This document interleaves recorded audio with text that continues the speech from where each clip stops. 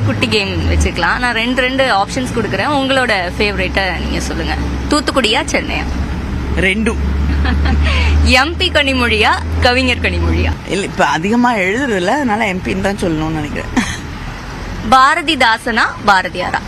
இரண்டு பேருமே வெவ்வேறு தளங்களில் எழுதுறவங்க. திராவிட இயக்க கருத்துக்களை மையமாக முக்கியத்துவப்படுத்தி சொன்னவர் பாரதிதாசன் அவர்கள். பாரதியாரோட கவிதைகளில் எவ்வளவு சுதந்திர போராட்டம் இருந்தாலும் ஒரு பறக்கக்கூடிய ஒரு மனசு அதுக்குள்ளே எப்பயுமே இருக்கும். ஸோ அதனால் கம்பேரே பண்ண முடியாது. ஆனால் இரண்டு பேரையுமே பிடிக்கும். திரைப்படங்களா புத்தகங்களா? நல்ல திரைப்படங்கள், நிறைய புத்தகங்கள். ஏஆர் ரஹ்மானா இளையராஜாவா? இல்லை, இரண்டு பேருமே ஒவ்வொருத்தருடைய அட்லீஸ்ட் எங்களுக்கெல்லாம் ரொம்ப முக்கியமான ஒரு காலகட்டம், வளரக்கூடிய காலகட்டத்தில் முக்கியமாக இருந்திருக்காங்க. இந்தியாவை தமிழ் மியூசிக் பக்கம் திருப்பினது இளையராஜா. உலகத்தை தமிழுக்கு திருப்பியது ஏஆர் ரஹ்மான் அவர்கள்.